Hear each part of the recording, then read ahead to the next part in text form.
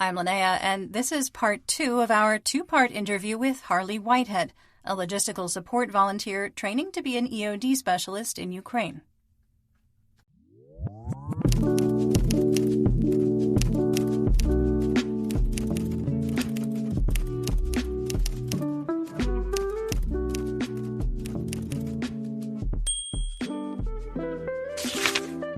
When did you shift completely over into the tactical stuff? Yeah, that was around August. We shifted completely from then. And then we was working up until around October, and then we had a break. Then we started back up again in end of November. That's not a big break. No, just a couple of weeks. Yeah, just a couple of weeks. But yeah, that was that was quite a busy time for us as well. But the thing is that I always find that when you come home for a couple of weeks, it's like, what do you do with yourself? You're twiddling your thumbs, you're watching it all on TV. You're like, if I could do this, I could do that. And I do suffer from a lot of that as well at home sometimes. Because obviously I come back to the UK to get supplies, and a lot of the supplies are quite expensive. So I need to just remember and remind myself all the time that what I am doing here is important, even though I'm not in Ukraine all the time. It's still just as important here, but it is difficult as well when you sat around waiting to do things sometimes. Yeah, phases of fundraising and then action, and then fundraising and then action. Completely, yeah. So, I try and keep the cost down as much as I can. I mean, by flying if I can. I mean, if I can take things in suitcases, I think we had like 2 suitcases the other week, which 35,000 euros worth of stuff in them cases. So it's quite a lot in some, in 2 suitcases. So it is quite important. But if I can fly and keep the cost down rather than driving all the way through Europe and everything, I will do that. So I keep 2 of my vehicles in Poland, so I can get a flight from Manchester to Eastern Poland and be in Lviv within probably 8 hours of leaving Manchester. So yeah, I always find that's the fastest and most effective way for us to do it, and cost effective as well. But if we are taking a van load of everything, supplies and equipment, then it can take about 2-3 days. Do you have an accountant? Do you have someone who's keeping your books? This seems like a lot to keep track of. And yeah. So majority of the funding actually comes from Brandon in terms of buying the equipment. So Brandon tends to buy a lot of the equipment, and our donations and stuff just pays for the logistics. But yeah, we pick up equipment from all sorts of different people, loan units and stuff, which we don't have to pay for. So it's basically just logistic costs for us. But yeah, my sister actually looks after the finances of ours. So yeah. Oh, cool.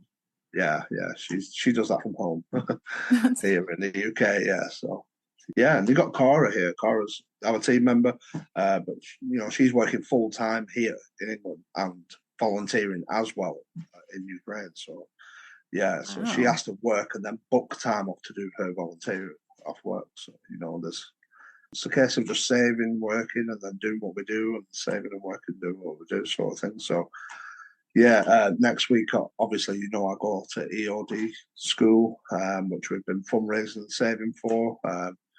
We've just got our last piece of equipment arriving today. So yeah, it's so exciting. Yeah. I'm looking forward to a new challenge. I'll be honest with you. Yeah, I've done a lot of driving. I think I've done over 100,000 kilometers now. So wow. Yeah, since the start of the war. So you can imagine, and that's me only driving. There's nobody else. Nobody else can drive. So it's a lot. What turned you to explosive ordnance disposal? It's something I've always wanted to do. I think working with some of the EOD teams out in Ukraine and supplying them, I always wanted to go out with them and see how they do. It's just exciting work, and I feel like it's something new every day as well. It's different tasks and different areas, and you really are making a difference as well. I always say that one EOD technician can save hundreds of lives, even in 1 year. So it's highly rewarding work as well. So it's always something that I want to do, and I'm really grateful to be able to do it. Actually, yeah, just can't wait to get started. Seems like you're going into it just at the right time, because with the Yeah, counteroffensive, there's going to be a lot of. liberated land. Yeah, so Mhm. obviously because a lot of my work actually involves working in liberated territories, so um, we see how bad them areas are. I mean, a lot of people go on about and talk about Donbass and Bakhmut and stuff, but Kherson and Mykolaiv is a really bad region. It's been really, really hard hit. Yeah, it's probably the worst I've seen after Bakhmut. I know people look at Bakhmut, and it's all on the floor basically. It's it's all rubble, and there's Kherson's pretty much like that. Not so much the city, but the surrounding areas are pretty much just the same as what Bakhmut is like. So yeah, It's still getting actively shelled too. yeah, every day. It's a very dangerous place. I mean, a lot of our work involves working in Kherson, so the area itself is so dangerous, especially for volunteers. Because there's collaborators in Kherson, a lot of pro-Russians in Kherson. There's a volunteer who was actually stabbed in the street a few months ago. So, and that was just for speaking English in the street. Yeah, Whoa. yeah. So it's quite intense there. And I was there the other week, and I was stood at a cash machine. There was like 30 people queuing at this cash machine, and everyone was just staring at me. I felt really uncomfortable. Like everyone was just looking at me. It was like a surreal moment, really. I don't know. It's a very surreal place to walk through. It's not lively. It's empty. It's deserted. Everything's just weird. It's quite strange. People are just staring at each other, and you just don't know what's going on. And we was actually stood there the other week, and someone was videoing us from a car with a phone, and there wasn't even being subtle about it. I mean, there was openly doing it. They didn't care, and it was just very weird, you know. And that's the sort of thing that you've got to look out for because there is collaborators in her song. So we did get offered a base there for free, a warehouse and stuff, but decided not to take it just due to the fact that it's dangerous for us. So for people to know where we're actually based in that area. Obviously, because we use Western vehicles as well, you get followed and people want to know where you're staying and that kind of thing. So there's a lot of that going on, and it doesn't really get reported on or spoke about too much because a lot of what's going on in the east overshadows what's actually happening in the south. Is there a lot of concern with either collaborators or people across the river targeting Westerners? Yeah, completely. Yeah, oh, definitely. I mean, we were concerned. Organisations who I know work in Kherson, they're always concerned about the situation and locals. Since Kherson's been liberated, a lot of people have actually fled since it's been liberated. So a lot of people like Mykolaiv, a lot of people came back. So Mykolaiv's quite buzzing now and lively to a degree. It's not fully there yet, but it's better than it was. But Kherson, yeah, there's definitely problems and stuff with with collaboration and just pro Russians really. So yeah, if you was a Western volunteer, I would have been wearing my uniform. I'd probably just be in civilian clothing. Yeah, just not looking out of place really because you do look out of place when you're wearing anything tactical or anything like that in her song, and you do get looked at. And I'm not saying everybody's a collaborator, but there's obviously people down there who are like that because when you go back to when her song was actually occupied, there was people walking around with pro-Russian t-shirts and ribbons on and everything, wasn't there? So and there's a lot of them people still there. So you just got to be mindful of that when you're working there. Have you had any close calls in the South? No, not in the south. No, everything's been pretty all right actually. I mean, to be honest, I study a lot of things now and everything before I go to any work. Or, I mean, to be honest, the closest call that I've had is probably getting stuck in the mud, just due to the fact that we study and we're well drilled and everything on where we're going and who we're working with and everything. So you just keep the risk to a minimum, really.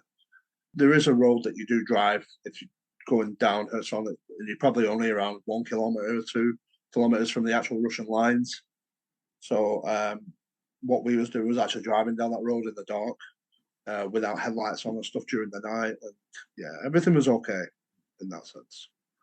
Do you guys have night vision for those kinds of things? We did. We had some, Okay. but we'd give it away. Yeah. Yeah, we give it away because we don't. But there's another route we can use now, so we don't need to use that road anymore. So yeah, there's another route open now, so which is a lot better actually. So yeah, we didn't need to use night vision anymore. Did you have a lot of logistical challenges with the mud season? Yeah, completely. Yeah, I mean, I got stuck in Kharkiv. It was 2 o'clock in the morning. I was stuck in an abandoned village on my own. It was -10. End of November, and I was stuck. I was stuck there all night. There was nothing I could do. I had no signal. I couldn't ring anybody. I couldn't do anything, and yeah, I was stuck. So, to be honest, that's probably the only time that I've actually genuinely been kind of like scared because I just didn't know what to do. Because there was nobody for probably 10, 15 kilometers. So I'd have had to walk. Yeah, just crazy. It was stupidly cold as well, and I was on my own in the dark at night. So yeah, when I say pitch black, there was nothing. The only lights that was on was my phone and my headlights on the back. So how did you resolve that? Yeah, so there was actually two Polish guys went past. I seen some headlights coming towards me, and I was like, "Oh," because I've been trying to ring the police to explain that I was stuck, but they kept putting the phone down on me, and I didn't really know where I was either. That was kind of like a big thing because my GPS wasn't working or anything. And two guys came in this car. They was Polish, and they had two flat tires themselves. And they was like, "Have you got anything to pull my tires up with?" And I was like, "No." And I said, "Have you got a rope? I'm stuck," and everything. And they actually pulled out a broken rope, and the rope snapped the first time again. So they ended up tied it. It was just like a rope full of knots where it had been tied together again. And eventually they managed to pull me out. Luckily, yeah, because I honestly I don't know what I would have done at that point. I had like a full van as well of it, so I think a lot of it was down to the weight of the van, which wasn't helping. So yeah, and it's just because it was so cold as well. It was such like a kind of a scary time. After 2 3 hours of being sat there, I started like thinking like, what am I actually going to do? Like I was actually getting a bit scared at that point. So yeah. I assume that if you were to like walk out, that you'd have to worry about minefields as well. Yeah, completely. Yeah, because that was liberated territory. So because I think it's an area called Shevchenko or something like that near Kharkiv. So it was occupied territory. It's completely abandoned. There's nobody there. Yeah. So yeah, it's crazy. How do you navigate minefields? Because there are also like a lot of the roads are mined. Yeah, completely. Well, there was a time actually in Izium, which was actually the same 2 days that I drove through Izium, and I drove down a road where there was actually a mine on the road, and I didn't know. And I actually drove down that road twice. And a few days later, there was a truck that was delivering bread that went down the same road and exploded and killed both guys. So I never know to this day, obviously, why that mine never went off. I didn't know if it was due to the frost, the snow, or whether it was just ice. It could be any condition. Yeah, it's always something that you do think about. I think, that could have been me. And that was in Izium. And yeah, there was a lot of problems around Izium at that time. There was a time, the actual same night, I was driving and I was following Google Maps, and it was telling me to go straight on. And luckily, it was quite foggy outside, so I was kind of going slow, and visibility was nothing really. I mean, it was 10 meters, if that. I won't even say it was that. And it tried taking me over a broken bridge. The bridge was blown. Literally, if I'd have been saying lighting a cigarette or going a bit faster or something, I'd have gone straight over that bridge. So yeah, that was pretty much the same week. This was all in 1 week. At this point, yeah, it was all crazy. It's pretty risky for volunteers, huh? Yeah, completely. Yeah, completely risky. Driving at night in Ukraine is quite risky anyway. It's always been something the UK government advised you not to do even before the war. As an expat, they always do not drive at night in Ukraine because there's potholes and everything that could set your front of your car off. They damage, they can cause your cars, can be fatal actually.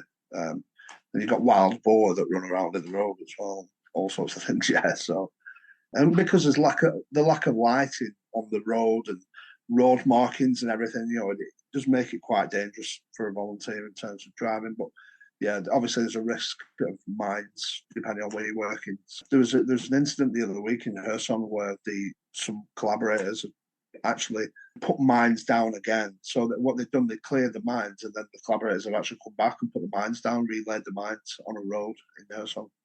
So, and that was about 3 or 4 weeks ago. I don't know how EOD works at all. Do you scan? Is there like a radar type thing? Like, how do you know?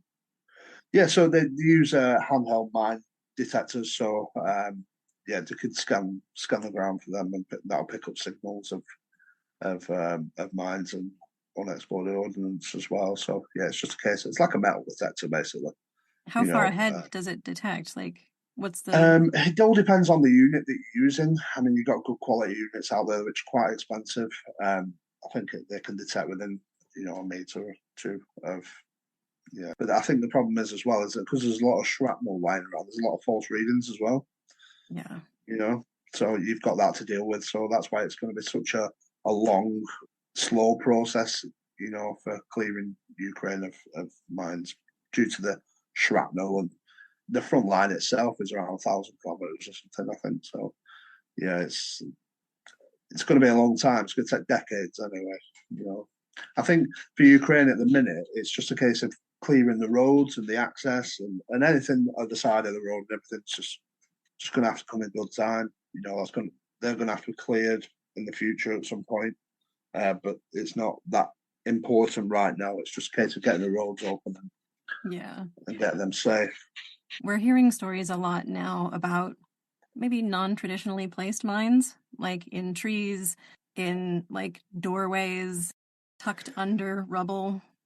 Yeah, there's been a lot of that going on for a long time. Even since Butcher, I mean, there was mining a booby trap of the dead bodies. They was putting mines underneath the bodies.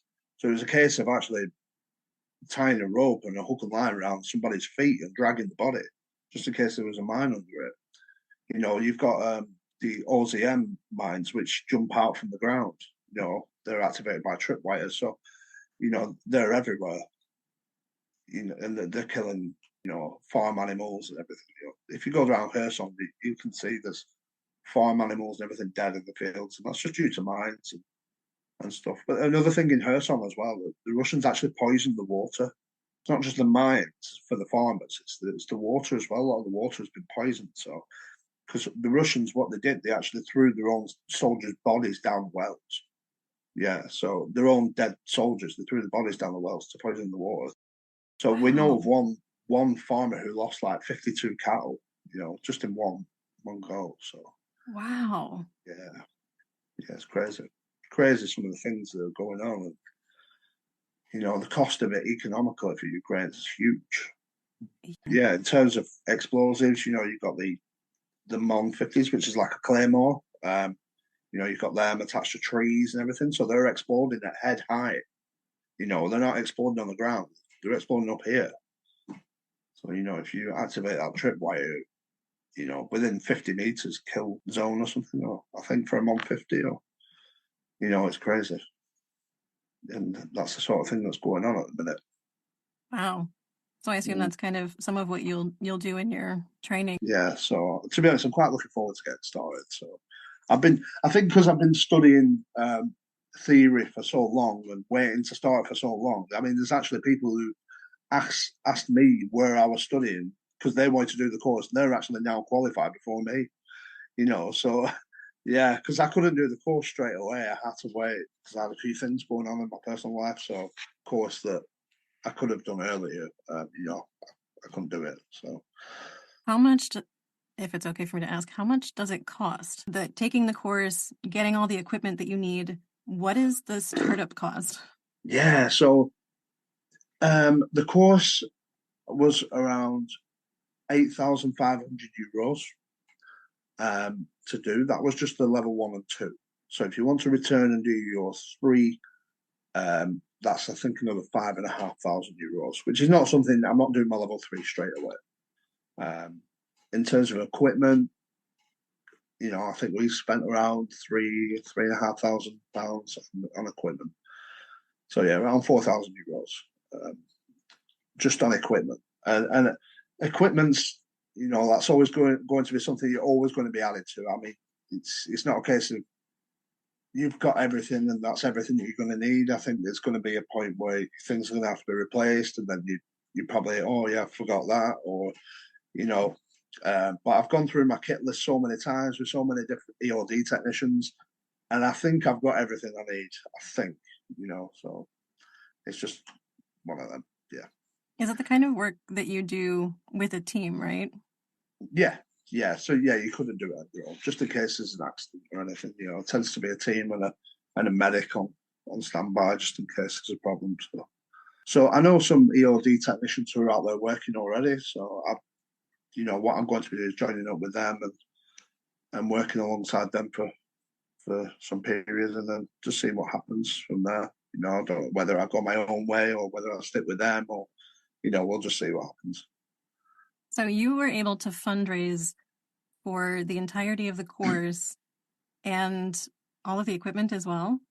Yeah, That's through amazing. help people on the internet, people who follow us and follow my work, and I think there's a lot of people out there who have followed me for quite some time, and they know that we're genuine, and they genuinely want to help us, and there's actually I don't think there's any donation from anybody from my personal life, if I'm honest, back here in England. So everybody and everything that we've managed to raise has been funded by just friends and stuff we've made through the war. And I think one of the positives to actually come out of the war is the fact that we've met some really good friends and yeah, good connections and stuff. And it's quite positive actually, to show that there's a lot of people out there who are still interested, invested, and wanting a better future for Ukraine in a time where support it has been dying off, especially in England. A lot of that's probably due to the cost of living crisis as well. But there's a lot of people who just don't have any money, so it's a difficult time for our country here. So are you fundraising for anything right now? Yeah, so we're fundraising now. We're going to be getting a volunteer HQ, so just a rental property to be able to work from. We've already got vehicles, kit, and obviously trainings paid for. So anything we do raise from now on will just go towards diesel costs and day-to-day costs of demining and clearing UXO. That's pretty much it now. I think all the money that we needed, the big money that we actually needed, we've actually managed to raise. So now it's just a case of just day-to-day costs and stuff. Yeah. So I'm hoping the actual costs and money that we do need is actually going to go lower, to operate now. Now the big hurdle's over with, which I never in a million years thought I'd be able to do. Just kind of a dream, basically. I was £7,500 goal to do the course, and I even said I'm never going to be able to raise it ever, and I actually raised it within 2 weeks. Wow. Oh yeah, it was great. How can people send you money? PayPal. So we have a PayPal account and we have a crowdfunder account, which it's a bit like a GoFundMe sort of thing, Yeah. Mm-hmm. But our main source of donation income is actually through PayPal. We receive that instantly as well.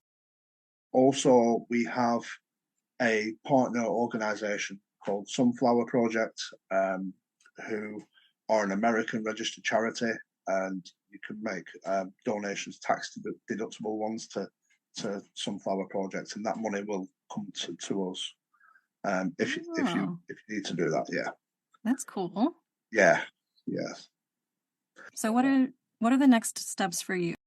Yeah, so my next steps, obviously, I'm going to go to Kosovo next week to do my training. I'm going to complete my training, and then it's a case of going back to Ukraine, which is going to be around the end of June when I finish training. So yeah, in the next couple of weeks, our goals now are fundraising, getting as much money as we can put aside. We're going to be getting a HQ over there, which will obviously support us and our team.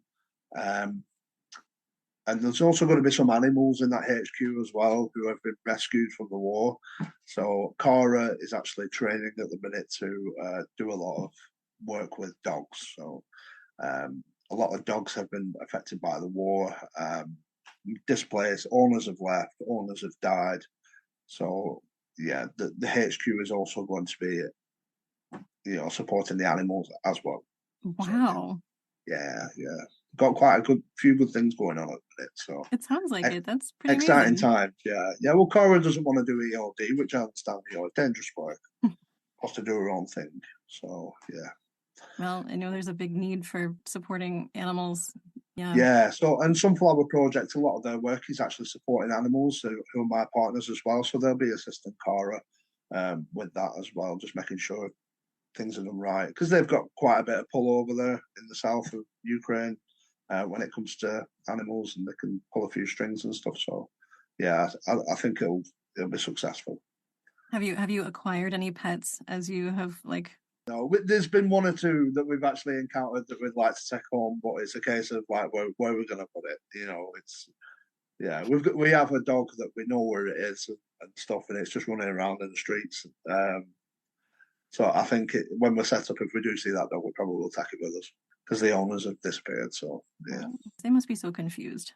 I know, and a lot of them are injured as well. They're walking around like limping and stuff. We've seen a dog the other week in Konstantinivka in the east near Kramatorsk, and it was just sat outside a cafe, but its leg was like snapped, and it couldn't stand up or anything.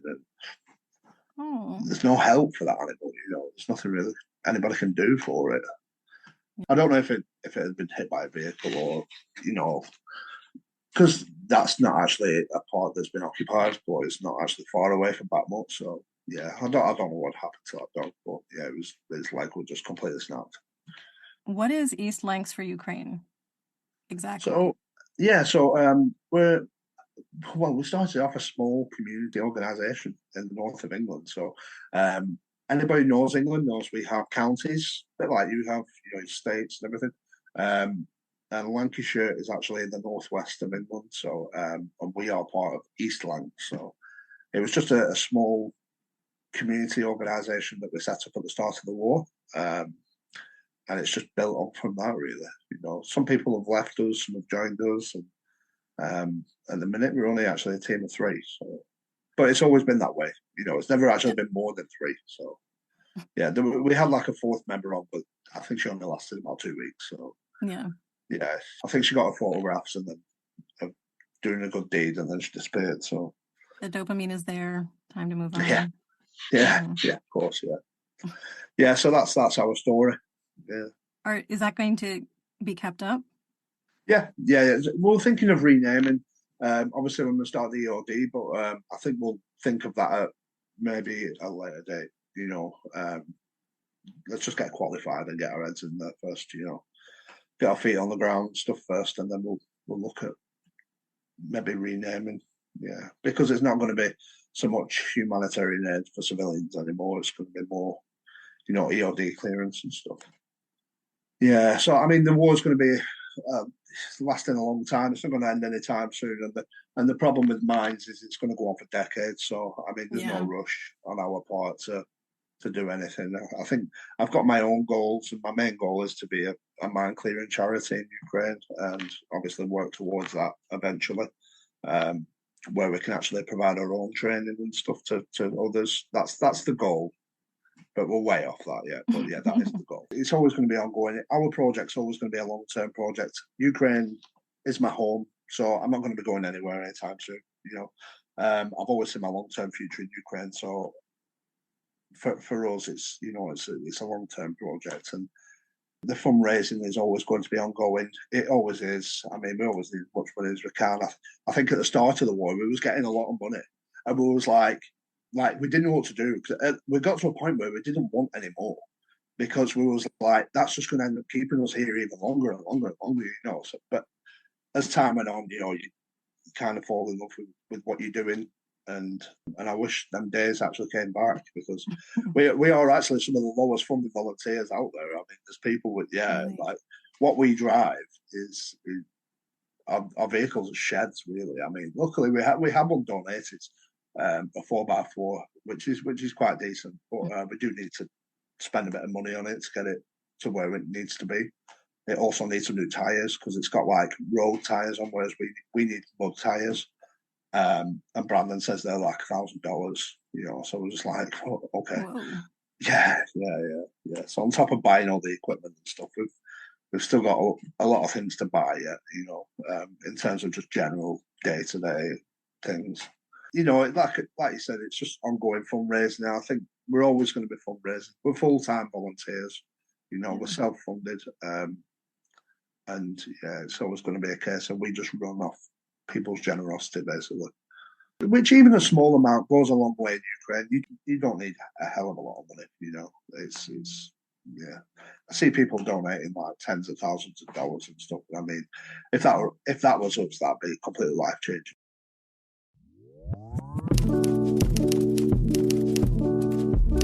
And that's the end of part 2. You can follow Harley on social media at East_Lanks, the number 4, UKR_Harley on Instagram, EL4UKR_Harley on Twitter, and East Lanks for Ukraine on Facebook. Obviously, all of that will be down in the description. We'll be back tomorrow with regular updates on the war in Ukraine, and join us over on YouTube for a live Q&A with Harley this upcoming weekend. Until then, stay safe, everyone.